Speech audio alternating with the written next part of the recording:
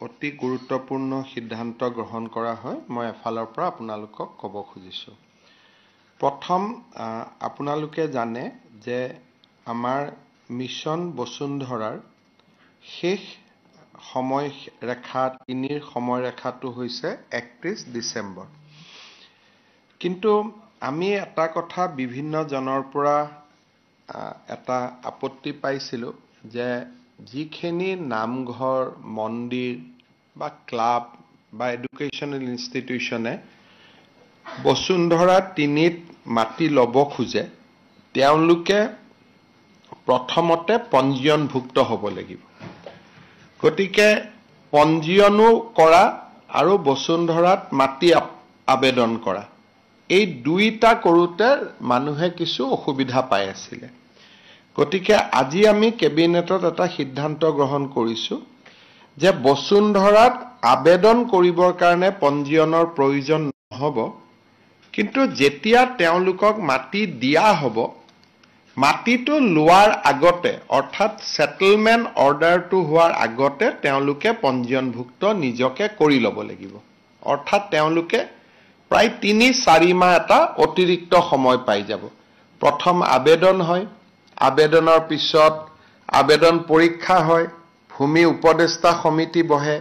আৰু ভূমি উপদেষ্টা সমিতিয়ে সেই অনুষ্ঠানটোক অফাৰ অফ সেটেলমেন্ট দিয়ে। পিছত 500 টকা বা 1000 টকা দিলে সেটেলমেন্টটো হয়। এই যেটো অফাৰ অফ সেটেলমেন্ট হ'ব সেই সময়ত পঞ্জীয়নৰ কাগজ দিলেও হ'ব। অৰ্থাৎ আজি দিনটোত অহা কালিৰ পৰা নামঘৰ মন্দিৰ শিক্ষানুষ্ঠান সংঘ এই গোটেই অনুষ্ঠানসমূহে পঞ্জীয়নৰ কাগজখন নোহোৱাকৈও বসুন্ধৰাত আবেদন কৰিব পাৰিব। কিন্তু সেটেলমেন্ট পোৱাৰ আগতে বা চূড়ান্ত যিখন পট্টা তেওঁলোকে পাব বা তেওঁলোকে প্ৰিমিয়াম জমা দিব সেই জমা দিয়াৰ আগতে তেখেতসকলে নিজৰ অনুষ্ঠানটো পঞ্জীয়নভুক্ত কৰি ল'লেও হ'ব। অৰ্থাৎ 31 ডিচেম্বৰৰ পৰিৱৰ্তে তেওঁলোকে 3-4 মাহ আৰু নতুনকৈ সময় পাই যাব। আৰু মই সকলোকে অনুৰোধ কৰিম যাতে সুবিধাটো যেহেতু বাৰে বাৰে নাহে education religious and cultural institution সকলে তেওঁলোকে যাতে মিছন বসুন্ধৰাত 31 তাৰিখৰ আগতে আবেদন কৰে। আৰু ইতিমধ্যে মই আপোনালোকক কোৱা মতে মিছন বসুন্ধৰা 3টো ৰাইজৰ এক উৎসাহ উদ্দীপনা দেখা পোৱা গৈছে আৰু মিছন বসুন্ধৰাত আবেদনে প্ৰায় 1 লাখ আজিৰ দিনটোত স্পৰ্শ কৰিব আৰু 31 তাৰিখলৈকে যথেষ্ট বাঢ়ি গৈ থাকিব। দ্বিতীয়তে আপোনালোকে জানে যে গুৱাহাটী উচ্চ ন্যায়ালয়ত আমি উত্তৰ গুৱাহাটীৰ ৰংমহলত প্ৰতিষ্ঠা কৰাৰ বাবে এটা সিদ্ধান্ত গ্ৰহণ কৰিছিলোঁ। আজি ৰংমহলত প্ৰায় 75 বিঘা মাটি প্ৰথম পৰ্যায়ত একুৱায়াৰ কৰাৰ কাৰণে কেবিনেটে অনুমোদন দিয়ে আৰু এই গোটেই কামখিনিৰ কাৰণে আমি মাটিৰ মালিকক প্ৰায় 80 কোটি টকাৰ ক্ষতিপূৰণ দিব লাগিব। অৰ্থাৎ যিখন জুডিচিয়েল টাউনশ্বিপ বনোৱাৰ কাম আছিলে আজি সি এটা গতি লাভ কৰে। আমি ল্যান্ড একুইজিশনৰ যেটো অনুমোদন সেই অনুমোদন আমি দিওঁ আৰু প্ৰায় 75 বিঘা মাটি আমি গুৱাহাটী উচ্চ ন্যায়ালয়ৰ নতুন ভৱন উত্তৰ গুৱাহাটীত নিৰ্মাণৰ কাৰণে উত্তৰ গুৱাহাটীৰ ৰংমহলত নিৰ্মাণ কৰাৰ কাৰণে আমি কেবিনেটে আজি সিদ্ধান্ত লয় আৰু ল্যান্ড একুইজিশনৰ কাৰণে আজি আমি পুঁজি আবণ্টন কৰোঁ। সোণোৱাল কছাৰী অট'নমাছ কাউন্সিলৰো কাউন্সিলে কিছু এমেণ্ডমেণ্ট বিচাৰিছিল। বিশেষকৈ কিছু নিৰ্দিষ্ট এৰিয়াত তেওঁলোকে সকলো জনগোষ্ঠীৰ পৰিৱৰ্তে অকল সোণোৱাল জনগোষ্ঠীকহে কাউন্সিলত অন্তৰ্ভুক্তিৰ কাৰণে আমাক আবেদন কৰিছিল যে বাকি জনগোষ্ঠী নালাগে অকল সোণোৱাল সকলে কাউন্সিল থাকিলে হ'ব। তেওঁলোকৰ প্ৰস্তাৱ মতে আমি অকল সোণোৱাল সকলক লৈ বা সোণোৱাল জনগোষ্ঠীৰ লোকসকলক লৈয়ে সোণোৱাল কছাৰী স্বায়ত্তশাসিত পৰিষদখন কিছু গাঁৱত আমি নিৰ্মাণ কৰিছোঁ। কিন্তু এনেকুৱা নহয় যে গোটেইখনতে নন সোণোৱাল নাথাকিব, কিছু গাঁৱত থাকিব কিছু গাঁৱত নাথাকিব। আজিৰ কেবিনেটৰ আটাইতকৈ গুৰুত্বপূৰ্ণ সিদ্ধান্ত হ'ল নামৰূপৰ সাৰ কাৰখানা আৰু আজিৰ কেবিনেটত মই আপোনালোকক ব্ৰিফ কৰাৰ মূল কাৰণ এইটোৱে আপোনালোকে জানে যে বহু দিনৰ পৰা ভাৰত চৰকাৰৰ লগত আমাৰ আলোচনা হৈ আছিল নামৰূপ সাৰ কাৰখানাক উজ্জীৱিত কৰাৰ কাৰণে আৰু চতুৰ্থ ইউনিটটো স্থাপন কৰাৰ কাৰণে কিছুদিন আগতে প্ৰধানমন্ত্ৰী নৰেন্দ্ৰ মোদী ডাঙৰীয়াক মই সাক্ষাৎ কৰাৰ সময়ত তেখেতক মই অনুৰোধ কৰিছিলোঁ যে ফেব্ৰুৱাৰীৰ 25 তাৰিখৰ আগতে এডভান্টেজ অসমৰ আগতে এটা হিন্দুস্তান ফাৰ্টিলাইজাৰ বা ব্ৰহ্মপুত্ৰ ভেলী ফাৰ্টিলাইজাৰৰ ওপৰত যাতে এটা সিদ্ধান্ত হয় কেন্দ্ৰীয় বিত্তমন্ত্ৰী নিৰ্মলা সীতাৰমণক প্ৰধানমন্ত্ৰী এই দিশটো চাবৰ কাৰণে এটা দায়িত্ব দিছিল আৰু তেখেতসকলে এই গোটেই সাৰ কাৰখানাটোক কেনেকৈ পুনৰ উজ্জীৱিত কৰিব পাৰি তাৰ বাবে তেওঁলোকে এটা ইতিমধ্যে প্ৰকল্প প্ৰতিবেদন প্ৰস্তুত কৰিছে আৰু এই গোটেই প্ৰকল্পটোত 10,601 কোটি টকা বিনিয়োগ কৰা হ'ব আৰু ভাৰত চৰকাৰে অসম চৰকাৰলৈ এখন পত্ৰ দিছিলে যে ভাৰত চৰকাৰে এই ইউনিটটোৰ 60% মালিকনা ৰাখিব আৰু 40% মালিকনা ৰাজ্য চৰকাৰে ৰাখিব লাগিব আৰু ৰাজ্য চৰকাৰে যদি 40% মালিকনা আৰু বিনিয়োগ কৰিবলৈ সন্মত হয় তেতিয়া ভাৰত চৰকাৰে প্ৰকল্পটো আগুৱাই লৈ যাব আজি আমি ৰাজ্যৰ কেবিনেটে যেটো নামৰূপ সাৰ কাৰখানাৰ চতুৰ্থ ইউনিট যেটো 10,601 কোটি টকা দি ব্যয় কৰা হ'ব তাৰে 40% ওনাৰশিপ অসম চৰকাৰে লবৰ বাবে আজি আনুষ্ঠানিক সিদ্ধান্ত গ্ৰহণ কৰে আৰু মই ভাবো যে এই সিদ্ধান্তটো ভাৰত চৰকাৰক জনাই দিয়াৰ পিছতে বাকি আনুষ্ঠানিকতা ভাৰত চৰকাৰে ক্ষিপ্ৰ কৰি তুলিব তেওঁলোকে আমাৰ সিদ্ধান্তটোলৈকে অপেক্ষা কৰি আছিল আজি আমাৰ কেবিনেটে সিদ্ধান্ত গ্ৰহণ কৰে যে 10,601 কোটি টকাৰ 40% ইকুইটি বা 40% শেয়াৰ বা 40% মালিকনা বা 40% অংশীদাৰিত্ব অসম চৰকাৰে গ্ৰহণ কৰিব আৰু এই সিদ্ধান্তটো আজি কেবিনেটে গ্ৰহণ কৰে আৰু এই সিদ্ধান্তটো গ্ৰহণ কৰাৰ পৰিপ্ৰেক্ষিতত মই বিশ্বাস কৰোঁ যে অসমৰ ৰাইজে অহা এমাহ ডেৰ মাহৰ ভিতৰত বা দুমাহৰ ভিতৰত ব্ৰহ্মপুত্ৰ ভেলী ফাৰ্টিলাইজাৰ কৰ্পোৰেচনৰ চতুৰ্থ ইউনিটটোৰ বিষয়ে ভাল খবৰ শুনিবলৈ পাব ইয়াতে 12 লাখ মেট্ৰিক টন ইউৰিয়া আৰু এমোনিয়া বনোৱা হ'ব আৰু বৰ্তমান আমি তাতে 1,80,000 টন ইউৰিয়া বনাও মেট্ৰিক টন ইউৰিয়া বনাও সো 1,80,000 মেট্ৰিক টনৰ পৰিৱৰ্তে ই 12 লাখ মেট্ৰিক টনলৈকে ইয়াৰ আকাৰ বৃদ্ধি হ'ব আৰু ই এমোনিয়া আৰু ইউৰিয়া বনাব আৰু অসম চৰকাৰৰ বাবে আৰ্থিক দৃষ্টিকোণৰ পৰা এটো সহজ সিদ্ধান্ত নাছিলে কিন্তু কাৰণ 40% মানে আমাৰ বিনিয়োগ 4,000 কোটি টকা হ'ব গতিকে এটো বহুত আমাৰ কাৰণে বা আমাৰ দৰে এখন ৰাজ্যৰ বিত্তীয় দিশৰ পৰা এটো ইমান এটা ক'ব গলে খুব সহজ সিদ্ধান্ত নাছিলে কিন্তু যাতে নামৰূপৰ সাৰ কাৰখানাটোক আমি পুনৰ উজ্জীৱিত কৰিব পাৰো সেই কাৰণে আজি ৰাজ্য চৰকাৰে 40% মালিকনা লবৰ বাবে সিদ্ধান্ত গ্ৰহণ কৰে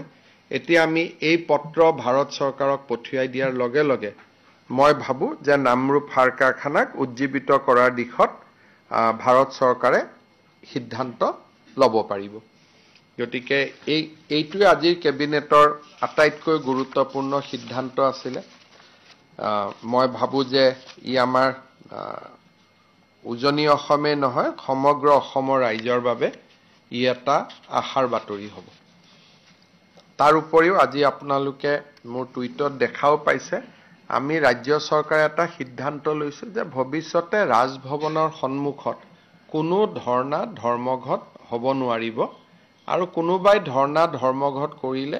যি ধৰ্ণা ধৰ্মঘটৰ বাবে নিৰ্দিষ্ট স্থান আছে তাতে তেওঁলোকে ধৰ্ণা ধৰ্মঘট কৰিব পাৰিব আৰু যোৱাকালিৰ ঘটনাটোত যিসকল লোকে এই গোটেই পুলিচৰ বেৰিকেড আদি ভাঙাৰ বাবে প্ৰচেষ্টা কৰিছিল তেওঁলোকৰ ওপৰত সিটি পুলিচে ফৌজাদাৰী গোচৰ লিপিবদ্ধ কৰিছে একেটা ঘটনাকে ইলেকশ্যনৰ আগত খানাপাৰাত তেওঁলোকে কৰিবৰ বাবে চেষ্টা কৰিছিল যোৱাকালি ৰাজভৱনত কিবা কাৰণত নহয় কিবা কাৰণত কংগ্ৰেছ দলে গুৱাহাটীৰ ভিতৰত বহু দিনৰ পৰা কিবা এটা ঘটনা সংগঠিত কৰাৰ বাবে চেষ্টা কৰি আছে তেওঁলোকৰ উদ্দেশ্য মই নাজানো কিন্তু তেওঁলোকে সচিবালয়ৰ সন্মুখতে হওক বা ৰাজভৱনৰ সন্মুখতে হওক তেওঁলোকে বহু দিনৰ পৰা ইয়াত এটা গণ্ডগোল এটা কৰিব বিচাৰি আছে this is third fourth attempt গতিকে মই ভাবো যে এইবাৰ আমি যিসকলক ভিডিঅ'ত দেখা পাম যিসকলৰ ফটো আছে যেহেতু পাৰমিশন নোলোৱাকৈ তেওঁলোকে কামটো কৰিছিল আমি কঠোৰ ব্যৱস্থা আমি হাতত লম So in the national context also today unprecedented scene unfolded in front of parliament and in fact an MP from the Nagaland was also physically pushed by Rahul Gandhi leader of opposition. You see that आज जो हुए ये बहुत ही निंदनीय है राहुल गांधी जी ने पहले हाथ उठाए हमारे एक बड़ी सांसद सारंगी जी का ऊपर फिर वही सिलसिला को आगे बढ़ाते हुए हमारे जो नागालैंड से राज्यसभा को प्रतिनिधित्व करते हैं महिला सांसद है उनका ऊपर भी उन्होंने जो भी वो बता रहे थे बहुत ही क्लोज प्रॉक्सिमिटी में चला गया था मैं उनका ही भाषा को बोलना चाहता हूं ये उन्होंने संगठित किया है मैं राहुल गांधी जी को निवेदन करूंगा और मैं उनको ये डिमांड भी करूंगा कि आपने जो नागालैंड का महिला सांसद महोदया का ऊपर जो किया है उससे उत्तर पूर्व का जनता बहुत ही क्षोभित है उत्तर पूर्व का जनता बहुत आहत है आप जल्दी जल्दी माफी मांगिए किस लिए हमारे महिलाओं का ऊपर आपने जो अभद्र आचरण किए उससे हमारा लोग काफी नाराज है और ऐसा बात को हम कभी स्वीकार नहीं कर पाऊंगा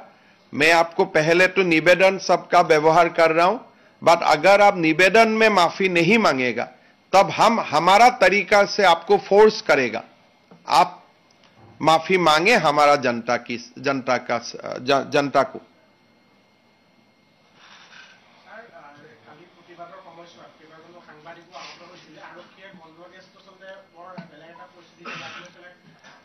চক মই ভাবো যে এনেকুৱা ঘটনাত কালি যে গুলি চালনা নহল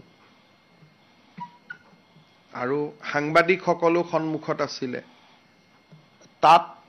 কংগ্ৰেছ দলৰ লগত জড়িত নোহোৱা ব্যক্তিও আছিলে যিসকলে প্ৰচেছনৰ নেতৃত্ব লৈছিল তেওঁলোকে এটো চাব লাগিছিল যে পুলিচে যদি গুলি চালনা কৰে টিয়াৰ গেছ চলাই তেওঁলোকৰ পৰিৱৰ্তেও কাখত থকা মানুহৰো ক্ষতি হ'ব আৰু তেওঁলোকে ৰাজভৱনত বিচাৰিছিলে কি ৰাজ্যপালটো নাছিলে তেওঁলোকে কিয় তাত গৈছিল মই এটো কথা আজিলৈকে বুজি পোৱা নাই যত গভৰ্ণৰ মণিপুৰত আছে যদি গভৰ্ণৰজন মণিপুৰত আছে ঘৰটোতো খালি হৈ আছিল গভৰ্ণৰ আছে বুলে নহয় জোৰ কৰি গৈ তেওঁক মেমৰেন্ডাম দিম তেতিয়া আমি কলোহেতেন ঠিক আছে 10 জন আহক 50 জন আহক 5 জন আহক ভিতৰত লৈ গলোহেতেন চাহ খোৱালোহেতেন মেমৰেন্ডাম ললোহেতেন গভৰ্ণৰ নথকা সময়ত তেওঁলোক ৰাজভৱনত কিয় গৈছিল এইটো প্ৰশ্নৰ মই উত্তৰটো বিচাৰি পোৱা নাই যদি গভৰ্ণৰ নাইয়ে তে ৰাজভৱনত আপুনি কিয় গৈছিল আৰু আপুনি গৈ পেলাই এনেকুৱা ব্যৱহাৰ কৰিলে যে তাৰ কাৰণে পুলিচে যদি কালি আপোনালোকেতো টিয়াৰ গেছৰ কথা কৈছে যদি পুলিচে কিবা কাৰণত ফায়াৰিং কৰিবলগীয়া হলেতো ইমান সৰু ৰাস্তা আৰু কোনো মানুহটো তাত প্ৰস্তুত হৈ যোৱা নাই যে ঘটনা এটা ঘটিব গতিকে কংগ্ৰেছ দলে নিজৰ কৰ্মীসকলৰ উপৰিও সাংবাদিকসকলৰো জীৱন তেওঁলোকে এটা প্ৰত্যাহ্বানৰ সন্মুখলৈকে লৈ গৈছিল আৰু মই জাৰ্নেলিষ্টসকলকো ৰিকুৱেষ্ট কৰিম যে আপোনালোকে এনেকুৱা কাৰণ কংগ্ৰেছ দলৰ বিহেভিয়াৰটো কোট কেতিয়া কৰি দিয়ে ঠিক নাই বহুত ওচৰত যাব নালাগে কাৰণ ৰাহুল গান্ধী ইনাখন আহোতে আমি খানাপাৰা দেখা পাইছিলো একেটা কামে কৰিছিল হিদিনাখনো পুলিচ ৰেষ্ট্ৰেইন হৈ থাকিলে নলে হিদিনাখনো টিয়াৰ গেছ পুলে গুলি চালনা হলহেতেন কাৰণ তেওঁলোকৰ গোটেই উদ্দেশ্যটো হল বেৰিকেডটো ভাঙি ভিতৰত সোমাই যাব লাগে এটা ভিতৰত সোমাই গৈ কি পাব ৰাজভৱনত যদি গভৰ্ণৰে নাই ভিতৰত সোমাই লণ্ডভণ্ড কৰাৰ বাদেতো বেলেগ কোনো ৰাস্তা নাই তেওঁলোকে যদি আমাক ক'লেহেঁতেন যে নহয় আমি হুলস্থুল কৰিছো কিন্তু 10 জনক আমাক ভিতৰত যাব দিয়ক 15 জনক আমাক ভিতৰত যাব দিয়ক 20 জনক আমাক ভিতৰত যাব দিয়ক যদি ভিতৰত ৰাজ্যপাল থাকিলেহেঁতেন আমি তেওঁলোকক মাতি লৈ গ'লোহেঁতেন